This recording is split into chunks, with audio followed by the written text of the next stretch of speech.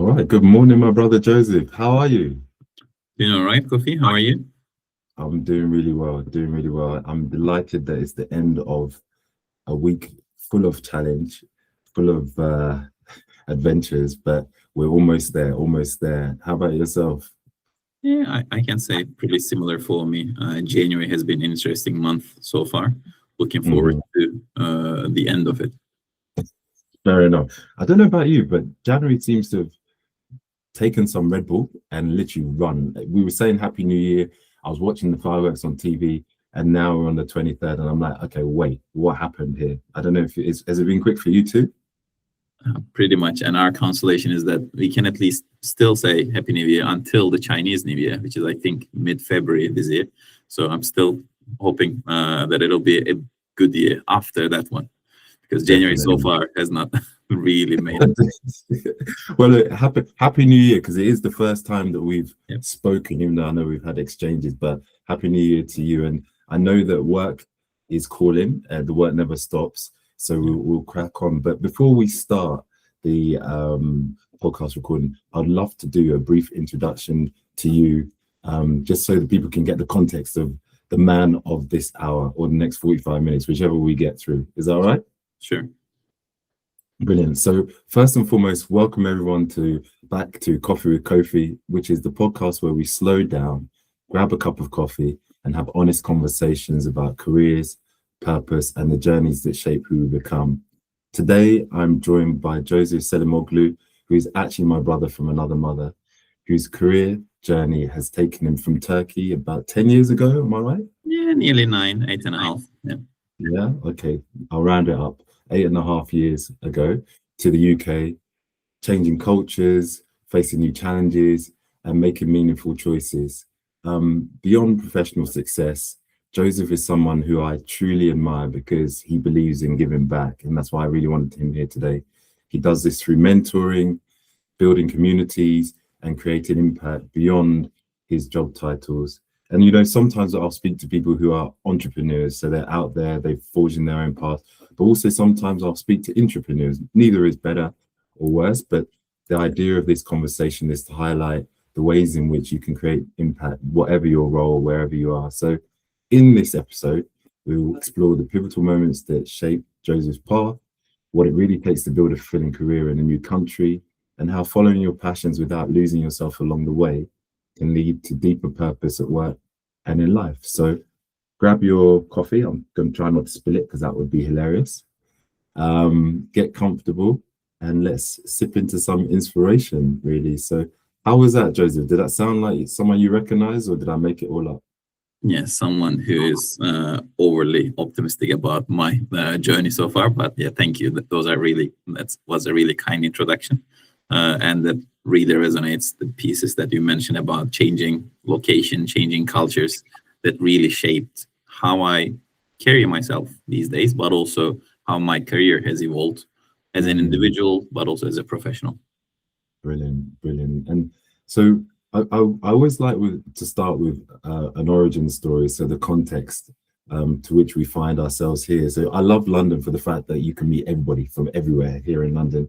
And we talked about you originating from Turkey and coming here. So can you tell me just a bit about where you were born and raised, and we could talk about the decision to move to a different country, because I've been to Turkey a couple of times, and it's, for me, the weather, the food, the people, amazing. So yeah, it'd be interesting to understand and unpack some of your upbringing and then what led you to come to the UK, please. Yeah, sure. My father was actually born in Bulgaria, not in Turkey, but they were ethnically Turkish. So they moved to Turkey, I think, in 1970s, early 70s. And I was Mm, born in Turkey, late 80s in 89. And I had this identity that we are ethnically Turkish, we speak Turkish, we left the country because we were not able to speak Turkish freely. That was my family history. And I was a second generation immigrant in that sense. mhm, And within the country that I call home. So immigration is not something new to my family and myself in that sense. My father had to build himself from scratch in Turkey. My grandfather both of my parents are from Bulgaria originally, but they moved to Turkey before I was born. So I think that really shaped how I see the world from the perspective that we have some values, and it is always worthwhile to make some sacrifices to be able to live those values. My father's uncle was jailed in Bulgaria because he was teaching Turkish in the evenings in secret in the late 80s. So knowing all those history, knowing all those struggles, I think that really shaped how I see the world. And from early age, I think I was seeing the world from a values perspective rather than just, having fun as a kid and stuff. So just because of that family history. I was born in Turkey, studied in Turkey, and I studied industrial engineering, which will come to, I think, as part of my career choices and how I ended up in HR in general. But industrial engineering is a science plus management mixture to a certain extent that I really feel like I belong to. That's why I picked industrial engineering. It's not really common in the UK. It's more like a US degree, I would say. It's about mathematical modeling, optimization systems thinking. And again, while doing that, I was, I think, focusing on the flexibility part, because when you have that degree, you can work in supply chain, you can work in management, you can work in finance, in any other discipline. And just because I was good with communication, just because I was good with sports, just because I was good with maths, I didn't want to, pick a very focused area like physics or kind of fundamental science areas, or more softer side like psychology, etc. So I wanted to be in between, and that explains as an individual how I behave, I guess. And from a family or history perspective, I started working in Turkey from the age of, I think, 22. I stayed there for about 5-6 years, and I came to the UK for a People Analytics World event, and met with some alumni of my university here, and heard about how it is really great for especially the kids, and how they grow up in a diverse environment in London. That really was something that I wanted to have for my own family, and that triggered the decision to move, I would say. Oh, amazing. What a journey. And there's so much stuff I could pick out there, but I know for the interest of time I can't go into all of it. But I really zoomed in on the history that you've come from and the impact that's had on you, but then also the choice of study at degree level, which is that blend between the humanitarian side with the management piece, but also the scientific approach, because I didn't really know that. But in the work that you do now as like senior global compensation manager with one of the leading consulting firms in the world, the BCG, it makes sense now, because you get to blend both elements together, having people at the core of what you do in terms of making sure they're fairly compensated and rewarded, etc., but applying some, what can we call it, some scientific rigor, modeling, etc., to the process by which you do that. So that really makes a lot of sense, and thank you for sharing that. And I think if we stick on that theme, I suppose you could have done so many things. You talked about supply chain as one, you could have gone into industry as another, but you landed, or have consistently been over the last, I don't know, decade plus, within the HR field, specifically around sort of reward and the analytics around that. What sparked your interest in that particular field and the field that you're in now? Because as I say, the world, you could have done many things, but you've chosen that. So tell me a bit more about that, please. Sure. And I try to tell this story to every young professional who is trying to navigate the professional life from early stages, when they're early in university, trying to get internships and stuff, because it really shaped me as a professional. While studying in our final year, we were required to do a senior project, a final project. And I did that project with the supply chain department of Coca-Cola in Turkey. And we did some algorithms, heuristic optimization for their supply chain, how they load up different beverages to different trucks, optimizing different pallets, etc. So after that project, I had actually 3 offers from Coca-Cola. One for the plant, the manufacturing plant, as an industrial engineer, helping as part of the production engineering team. I didn't feel like I wanted to work in a factory that early on.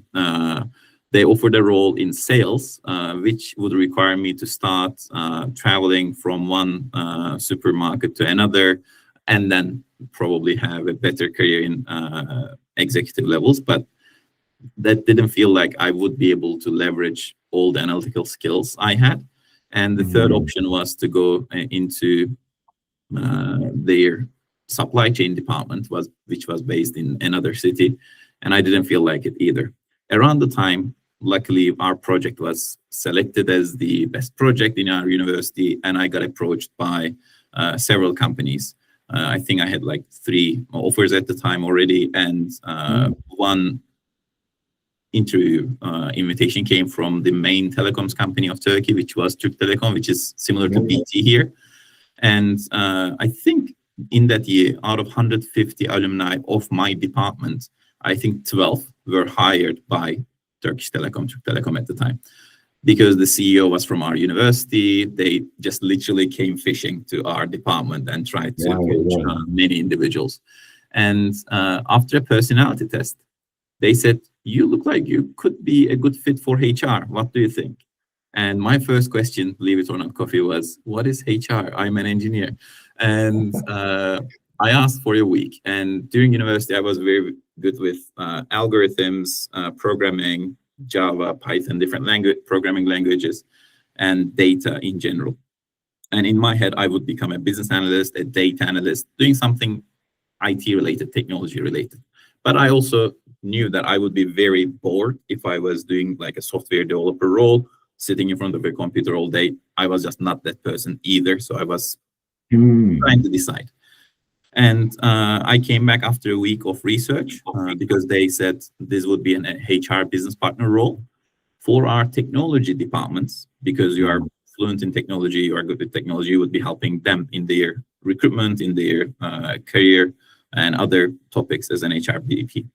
And after a week of research, I said, okay, I will join you, but with one condition.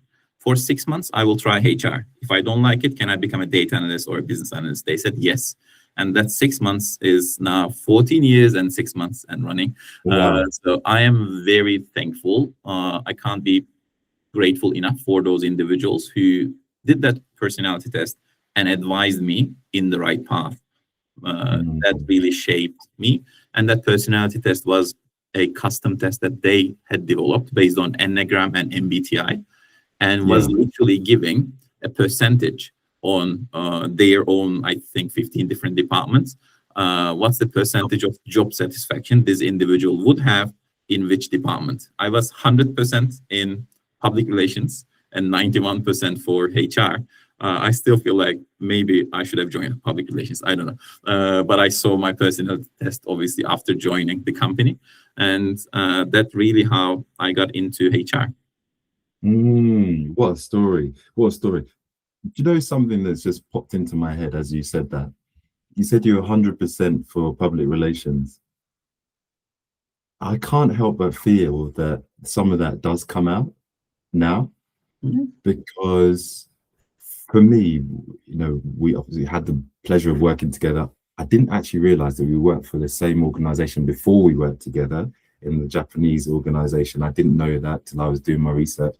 But one thing that I've come to see from you over the last 6, 7, 8 years or so is really the sharing of opportunities and promoting causes that I take it, you know, are close to your heart. So thanks to you, the company of HR professionals is a community that I'm now really proud to be a part of. Thanks to you, I get to see the work that goes on within the Turkish community that's over here and promoting opportunities. Thanks to you, I've had people sort of connect with me who are, you know, navigating things or who can do things that may support. So I'm smiling because I think sometimes you don't realize someone's journey, but you feel their work. But then now uncovering it, I would say that PR and public relations for things that are close to your heart has been a theme that I've definitely been noticing over the last 8 years or so, you know. So I guess I wondered for you at what point the transition went from mastering your own skills in your own role and really dedicating yourself to that, to expanding your horizons outside of the corporate environment you were in, to say, I could do more, I could help more, I could show people more. You know, what point did that sort of start to happen for you? I will tie this back to my family, my father, and how he was involved in the wider community.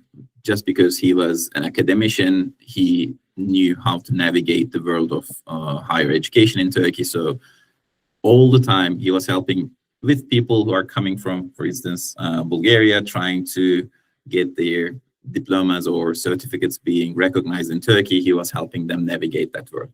He was part of the Turkish community association, I would say, coming from Balkans in our city, and he was helping lots of people navigate, again, either higher education or in general different parts of adapting to the life in Turkey. So that really was something that I think I picked up on. And from even high school, I think in second year of my high school, around the age of 15, I had some year 7 students coming to my school every Friday. I was helping them for like a basketball coach because I was part of the team. I was trying to teach what I learned during the week to them. And during university as well, I invested a lot of time into different communities, into helping and mentoring, and again, giving back to more junior students. Our university had a structure of, as a senior student, you were asked to help with junior students. If you volunteer, I always volunteered, and I spent a lot of time doing that. And from early ages and early in my professional career as well, I was going to universities a lot. I was trying to at least show up and give my perspective to younger students with the lens that I got into a career that I was really happy with. Not many people are that lucky. Many people are just stumbled upon a career that they didn't choose purposefully. And I felt like I chose a career based on a personality test that really made a difference for me. So I was trying to give that perspective to younger professionals. But in terms of scaling that up, I would say, especially until you come to a certain level in your career, you are just trying to navigate the world for yourself. And I would say until I came to the UK, I was pretty much focused on building up my own career. I was working really long hours when I was in Turkey, really focusing on my work, late nights, early mornings, every sorts of extended hours. I think after coming to the UK, having a better work-life balance here, thanks to difference in the working culture as well here, I think I got more time on my hands to spend into or invest into other people or mentor people. No, that makes a lot of sense. What influence does your faith have on that notion of giving back? That is really important. And I grew up as part of a Muslim community, as part of Muslim culture. And yes, you should do good and you should do no harm. That's one thing. But it's not a passive thing to have. It should be an active doing good in my perspective. My understanding of religion in general really pretty much aligns with humanism and doing good with other people, for other people. Instead of just focusing on the differences and I do that, you do that type of thing.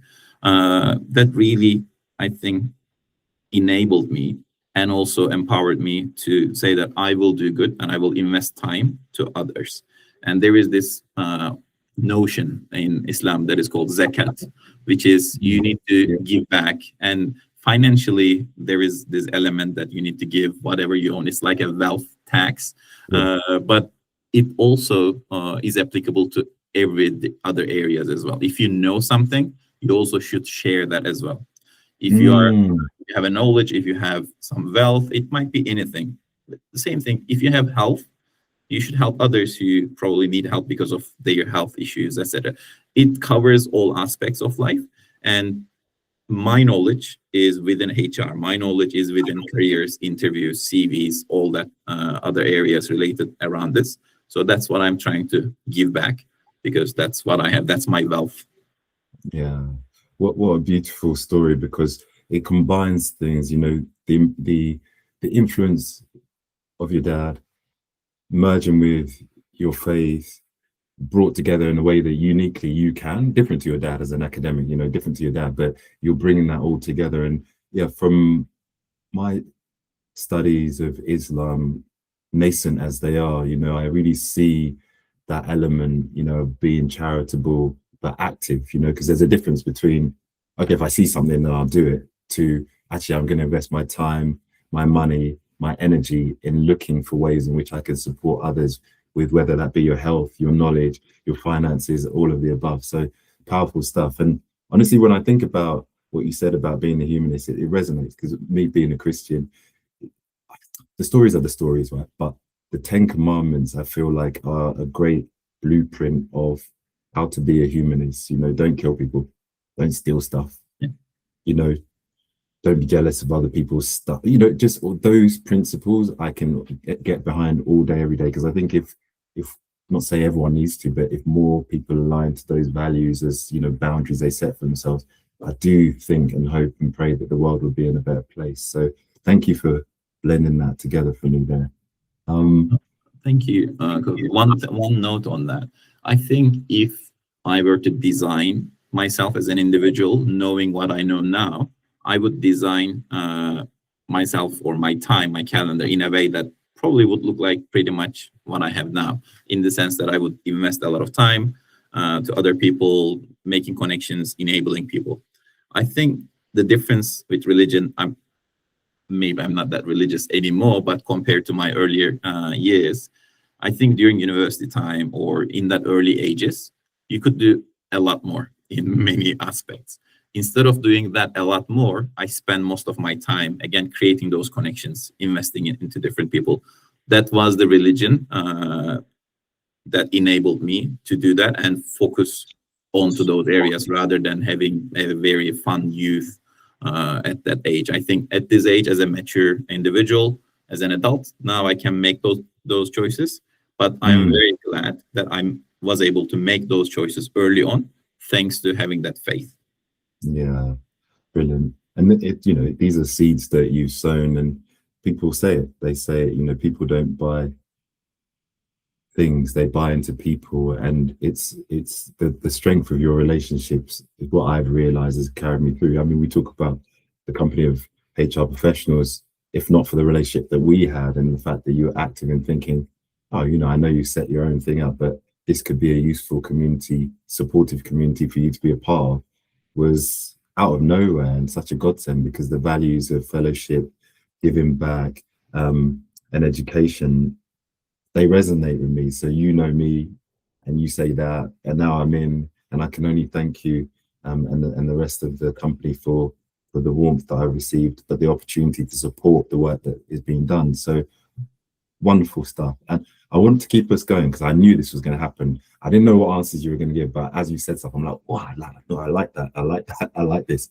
I wanted to talk about navigating uncertainty, because you've moved countries, you've had to reestablish yourself, and sometimes having been in HR, you know, with you, but in a different role as chief cheerleader, trying to hire people, I know that similar to what your dad would have found with the students or people moving, your qualifications, experience is not always recognized in the same way. So you end up sometimes being overqualified for roles just to get started. But personally, what was the hardest personal or professional adjustment you faced after relocating to the UK? I will share two things. The first will not be the answer to your question, but I think it's important. I came to the UK having my own startup about people's flight risks, employees' flight risks. Who is going to leave the company within the next 6 months, and can we do something about it? It was called Retainable. We were trying to help companies to retain their employees. I spent about a year, traveled back and forth to US, and spent a few months there. We had an investor, etc. Then after a year, we decided it was the wrong timing. There were a bunch of regulatory changes in the data, etc. So I started looking for a professional role back into corporate life. And my first role, I think I applied for about 200 jobs, and I got calls from two. One offered me, I am the same individual. I have the same 6 years nearly of experience, and for both companies. One offered me literally triple of what the other one was offering. And when I say triple, the other one, the lower one, obviously was like nearly below minimum wage at that level, because they offered, oh, you know what? Just because you are getting fluent in English more now, you can start as a junior researcher in a recruitment firm, which I didn't really feel like doing anyhow, because it wouldn't be enough for my rent even. And the other role was an HR data analyst role. And that required some SAP knowledge for me to know, doing some HR data migration. And I got that role thanks to an individual who came to the UK and got really frustrated with the overall team that was based here. And she was looking for something different, someone different. And I was that individual. I was that person who was different. I was that individual with a different culture, with a different background. And after 2 weeks, I think, when I started that role, she just returned home and didn't even come back to the UK again. She said she just couldn't adapt to the working culture here. And I found myself sitting in a room with very established, local teams, that I was the only international individual. I was the first Turkish employee of the company, that sort of first in many dimensions. And in terms of, I think, adapting to that, yes, it was a challenge. And language was a challenge. I had to travel to Australia. I spent 2-3 days in Leeds for 6 months. It was a challenging environment. But I think the biggest challenge happened when I moved to BCG. Because before moving to BCG, at the time that we worked together at Bluecrest as well, I think I covered 3-4 countries. Understanding here and there some regulations, here and there some rules was required, but it was still manageable. And in Turkey, you don't get to work in global roles. It's not really possible. There aren't many big global corporations who has their headquarters in Turkey. And in Turkey, again, I was covering maybe 3-4 countries at most. When I joined BCG, my current role is a truly global role. I think I currently look after about 40 countries in different business units. That requires me to understand a lot of local context, from a inflation-based adjustment in Colombia to what's happening in South Africa, and then turning to China or the UK, Belgium, Italy, or many different countries. I think getting my head around what's happening in detail in every country, that was the biggest challenge. And I always share this with anyone joining our team, that I think about 3-4 months in, I was going back home and telling that I think they will fire me. And I think they should. I have no idea what's going on. I just cannot understand. And this was the first time I realized I'm now working with people at least many times much more knowledgeable than me in terms of what I am expected to do. At least, again, as smart and as quick as me, which really didn't happen as much in my previous experiences, because I was either the main reward person, main data person. I was better in technology compared to some of my line managers, especially when in Turkey, etc. But here I realized everyone that I work with are at the level that I just need to work towards. And I realized it was a different league of challenges.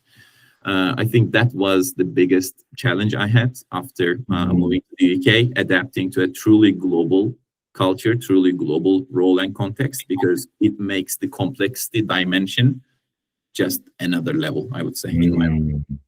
No, it really does. And credit to you for sticking it out, and possibly quite humbling as well. I think, to build on that, I mean, some people would have been in that situation and scratched their head and gone, oh my God, let me get a more comfortable role, shall we say. But what helped you to push through when you realized the environment you were in was asking a lot more than you'd been asked of before? I think I thought, and I had a few discussions with people that I trusted at the time as well, some senior HR people. I felt like this is a very much worthwhile effort to put in, and that's the right investment, professionally, individually. But it comes down to what you shared earlier, people, people around me. It'll be 5 years with BCG, I think, in a few months' time for me. And I never worked for a company more than 3 years before. Normally, you know, that classical interview question, where do you see yourself in 5 years? My very snobbish answer when I was in Turkey as well, specifically, I would say, not here. That was my answer. And people were shocked, like, not here? What, why? I was like, first year, I will learn. Second year, I will try to make things work in a different way. And third year, I will create a system for you that should work without me. If you still need me after 3 years, I haven't done my job. Right. So that was my answer as an engineer, again, with that systems thinking.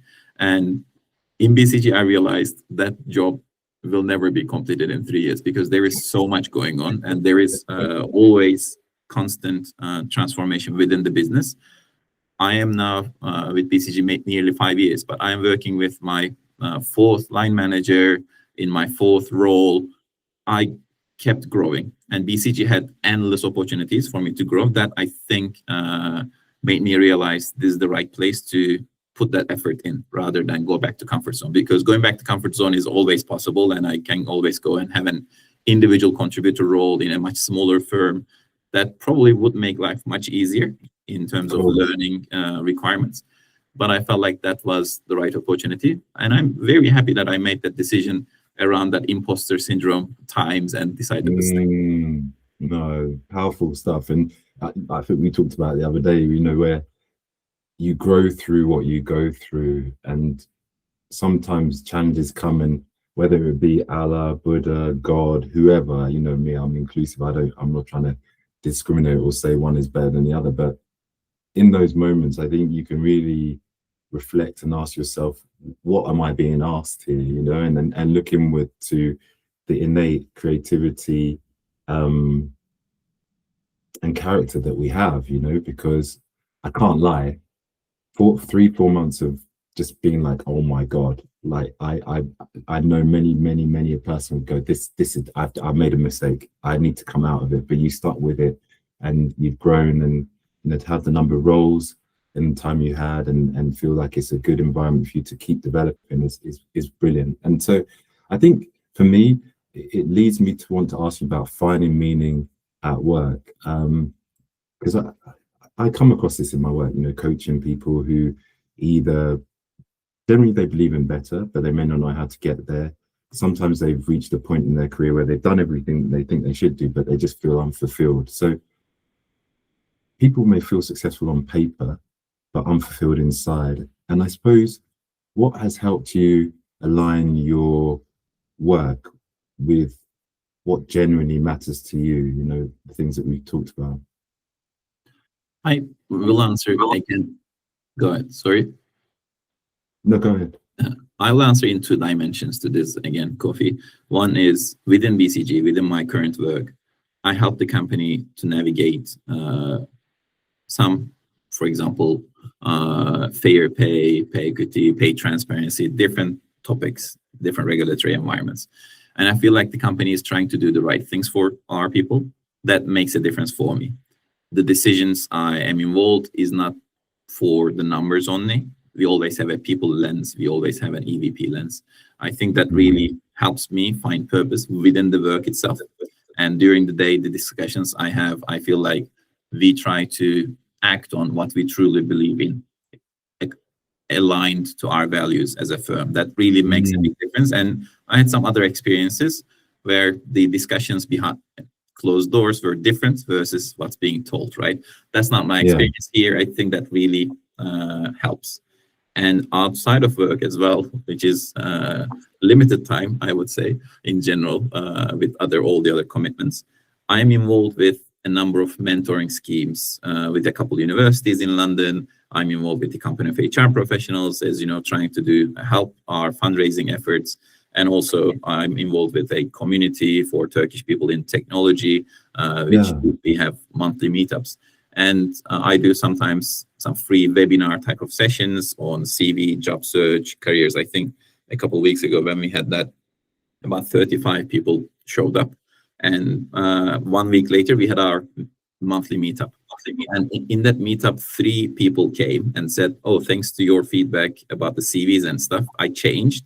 I applied to this many roles, and I have interviews. Either one of them had an interview that morning, 2 others had interviews scheduled in the coming days. And that was instant validation of my efforts and really made me happy. So those type of things, I think, helps me find purpose, because working in HR, you make a difference to people's work life. And that's, let's face it, that's the biggest part of our lives for working age people. And we see our work colleagues more than our family sometimes. So helping the company and our employees in that aspect, it really fulfills me. But also, again, helping others, again, navigating their professional lives, because that's the biggest portion of their lives, that really make me feel like I am fulfilled in what I do. It's amazing that you make the time to do that with the demands that you've got.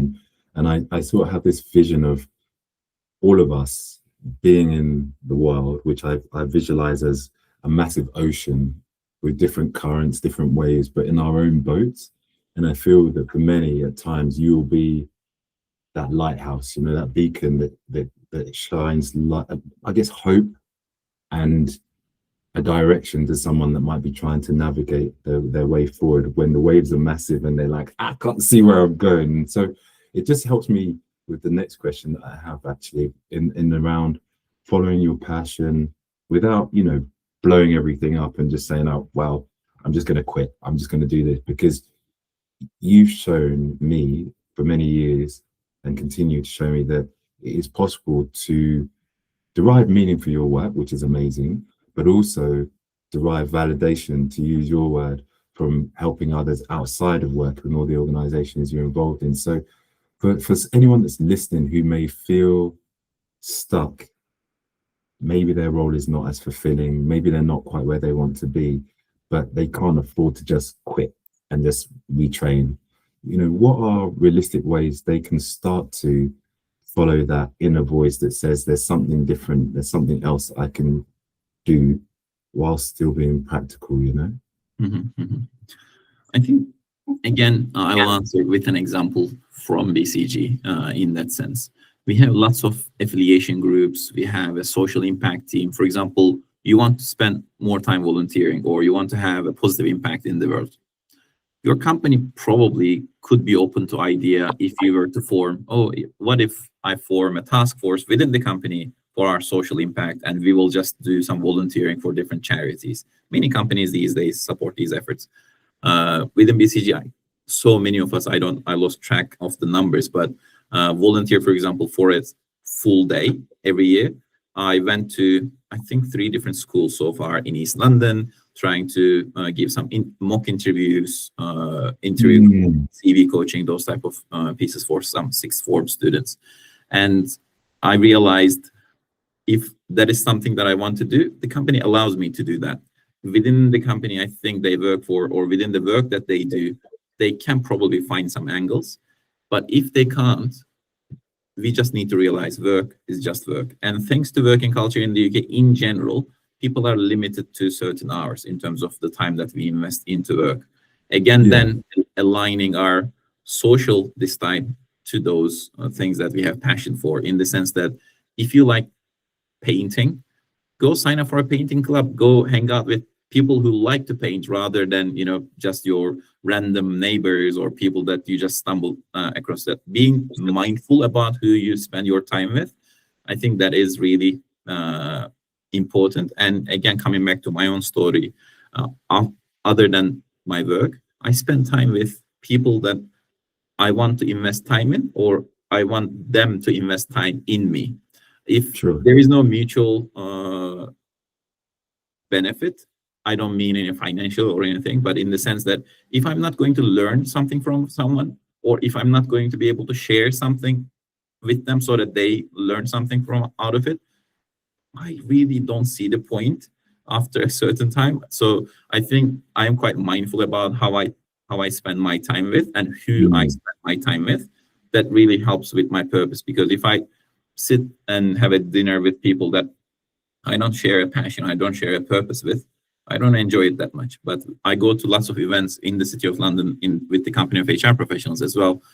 People that I sit next to, I always give the analogy that I leave the dinner with my jaw dropped all the time, because I learn a lot from them, because they have much more experience than me in general, on average, and they have a lot to share. So just learning is another area, for example, I want to do more on, and I'm trying to pair that learning with networking so that I spend time with people, but also I keep learning from them. Yeah. What a great reflection, you know. And I applaud you for coming to that place, because it took me a while. It took me a long while to be mindful and intentional about, you know, the people, the places, and the pursuits that I spend my time doing. And it feels like, I don't know if you've ever had this cereal, it's like Weetabix. You ever eat Weetabix? I know what Weetabix is. Yeah, I have.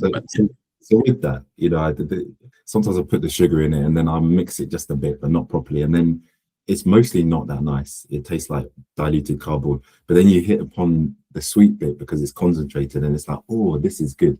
And that is coming back to the intentionality or focus that you've talked about, in that when you spend most of your time around people that uplift you, in places that uplift you, doing things that uplift you, either that you're going to learn something from, but you can demonstrate your what's the word, contribution to society at large. I think it's the sweet spot really that can help so many. So I thank you for making that really relatable with the examples, because there is always something that can be done, and it's not necessarily grand gestures. It's small things. Find a painting class, be intentional about where you go, reduce the number of distractions that you've got that can really help you just bit by bit build opportunities to enhance your life. So thank you.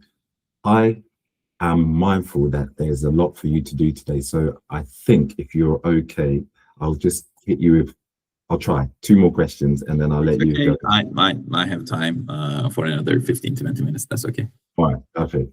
Brilliant. We'll be here for another half an hour. You're my man. I'm only playing. I'm playing with you.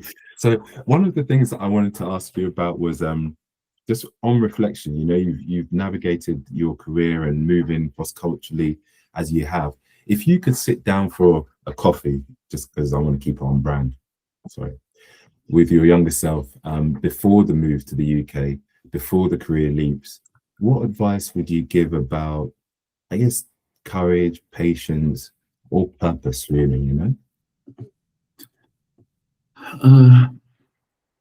Again, I think there are 2 aspects to this. One is I would have advised my younger self to keep a much broader, much more open mind on so many dimensions.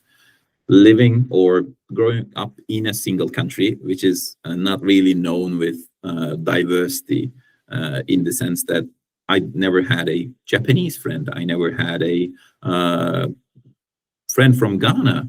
But my son now has every single nation in a way.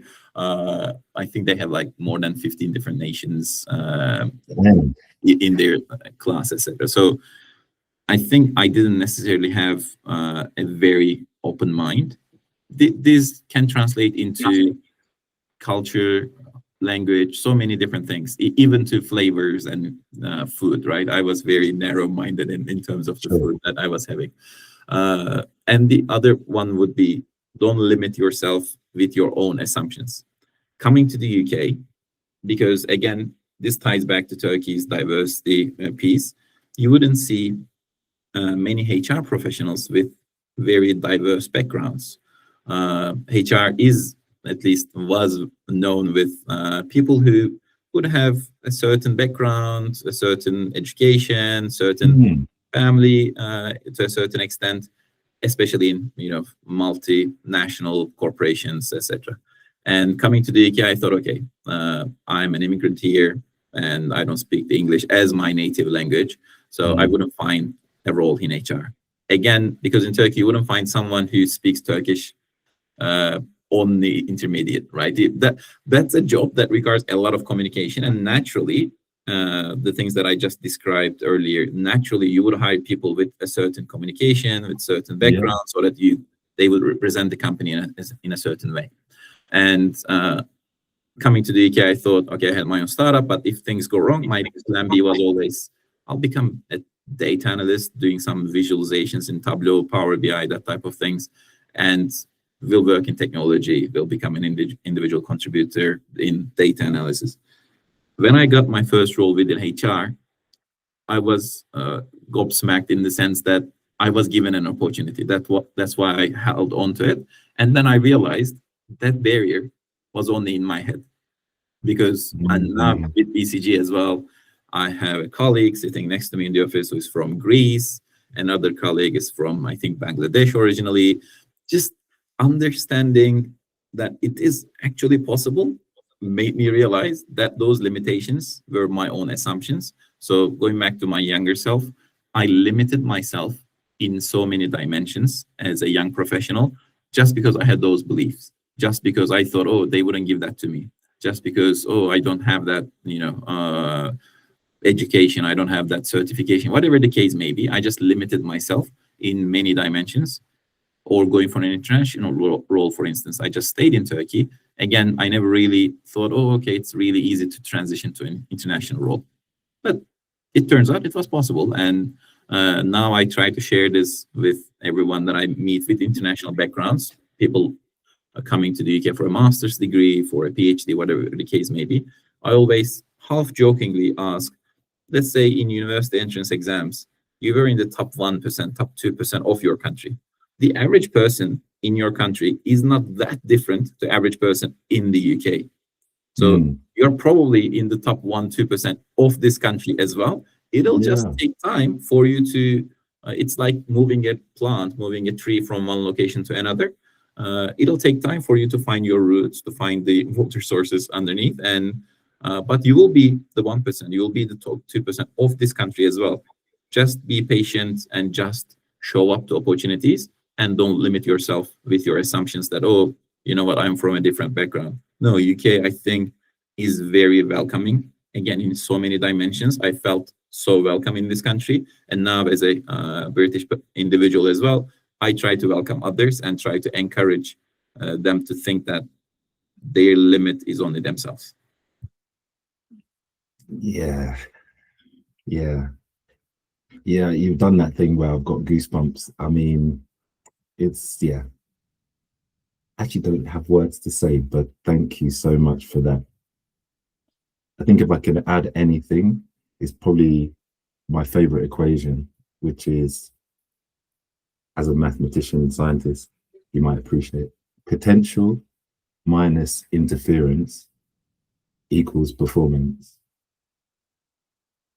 Because when you speak about that self-limiting mindset, there's one thing. Of course, you can have environmental limiting factors as well, like you've been welcomed and etc., etc. But there are stories of others that haven't had the opportunity. There are stories of others whose families didn't set the example that yours set. There are stories of others who weren't particularly value aligned to a particular faith or anything like that. So all of these things can interfere who we can be. But I think what you captured in essence is the power of being open-minded to the diversity and variety in life as a way to grow beyond your own self-limiting beliefs. And you've done it. You've been doing it and you continue to do it. And proud to know you and proud to watch that. Really, really proud of that. So that's touched me, man. That's touched me. Thank you. I have to remember what I was going to ask you now. Oh yes. So my final question, really, Joseph, is just looking ahead to the years to come. What would you say a truly fulfilling next chapter could look like for you? Understanding that opportunities are not always created; they're taken. So, I think in the short term, I see myself doing what I'm doing now, in the current setup or slightly different setup, but enabling organizations to drive performance through compensation. That's how I define my role, right? And that includes all the elements of the pay, fair pay transparency, all those things, but also solving complex problems in terms of mathematical modeling, benchmarking, all the things that I or my team does. But also the other aspect, maybe in the mid to long term, I have been inspired by so many other senior HR professionals through the company of HR professionals, actually, understanding what they evolved their role into. Many of them now have non-executive director type of roles. We also offer within the company that certification. I think that could be a route that I could follow, and doing some certification as a non-executive director, sitting in the Ramco of different companies. And for that, I think I already have started building a network of technology companies, either through TÜRK Tech or either through my other networking efforts.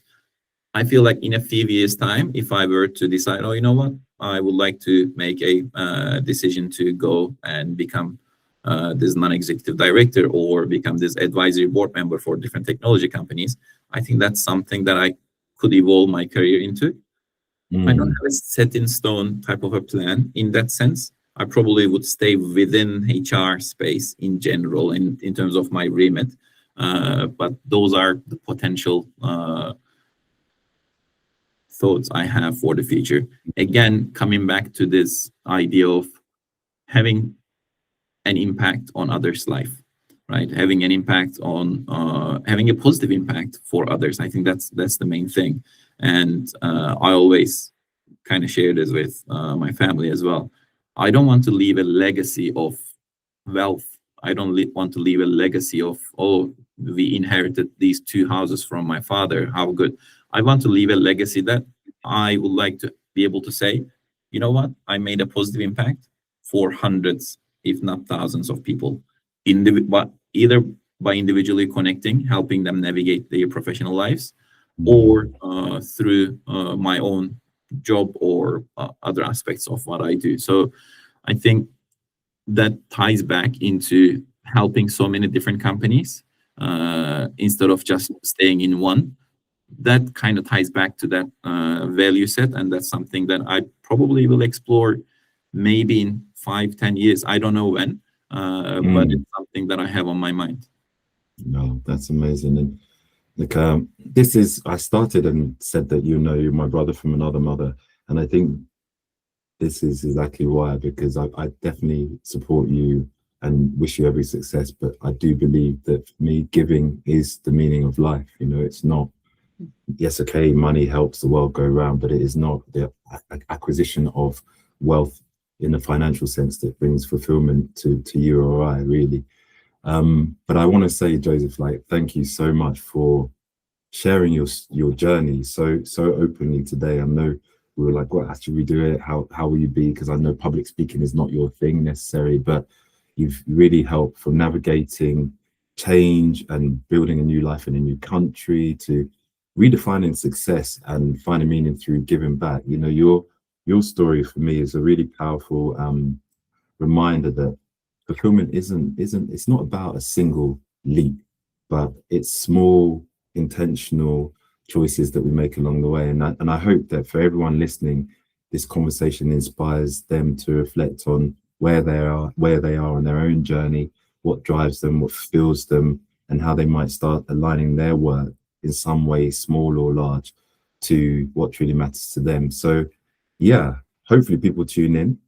I'm sure they will, and that they can learn, as I've been learning from your journey, and continue to be inspired by it. So thank you a million times over for saying yes, because these are the stories that I think will make the world a better place. So legacy in action. Thank you. Yeah.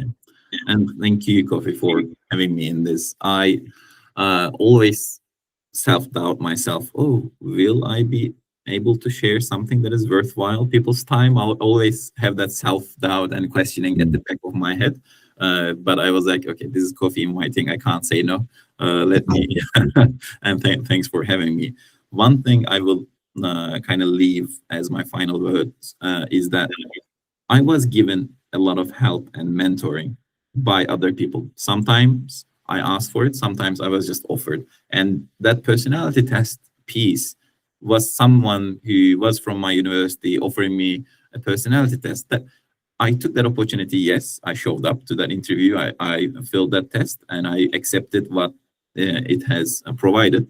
But someone advised me to say that, oh, you know what, based on your personality test, this looks like a good fit for you. And I will recommend. I took that recommendation on board and followed it. What I can leave people is that there are so many people out there who would be more than happy to help you. All for you to do is just ask, and you can reach out, I don't know, 100 people from your university on LinkedIn. Let's say 90 of them doesn't even respond. 5 responds, oh, you know what, I don't do these type of things. 3 responds, oh, I am too busy. 1, 2 will respond, oh, you know what, let's connect, let's have a coffee chat, and let me introduce you to people, let me give my advice, share my experiences. And I have so many stories of someone reaching out to me, then I'm introducing them to someone else, and they're getting a role in their previous company of the person that I introduced, etc. So just making those connections happen really important.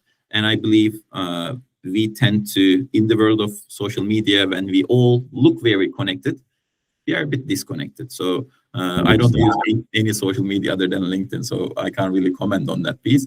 But I encourage people to spend in-person time with others and reaching out to people, asking for help, asking for guidance. I think it's the least we can do for others. That's still what I'm doing. I reached out to a couple of people in the last year on LinkedIn asking for their advice on a certain topic that I was researching. I reached out to a professor in a business school in the UK because I wanted to have an advanced degree on a certain piece. So just reaching out made me realize, oh, it's actually possible to make these connections. And the professor, for example, came to a HR company event later on. Now I can call him a friend, etc. So it's just be open, but also know that others are open to help. So just ask for that, reaching out to people, making those connections is really something that you can't really replace with anything else. No, you cannot. You know, when I process what you're saying, it reminds me of inspired action. You know, you get inspiration, but then you must take action. But then that's also your story. There's a lot of luck in there, you know, like lucky that you had a personality test, lucky that the personality test was looking for where you would be fulfilled rather than what you'd be good at for the company, you know. And I think for me, when I look at the role that luck has played in my life, but others around me, it is really coming back to you and what you're saying, when preparation meets an opportunity and we are willing to take action, and you've been doing that and you will continue to do that. So thank you, because honestly, this is you know, I know you're a quiet man, you don't go around talking loudly about things, but I think these are the stories that people need to know and understand, that no matter what your level of volume is, you can be quietly, intentionally really making a substantial difference to a lot of people's lives, which you've done, including my own. So thank you, and more thank yous. And I'll let you go so you can get on with making difference globally over there with all your work. But we'll catch up very soon. Hopefully I'll see you at an event soon. If not, we'll speak. All right? See you soon. Thanks. Take care. Right. Bye. Okay. Bye now.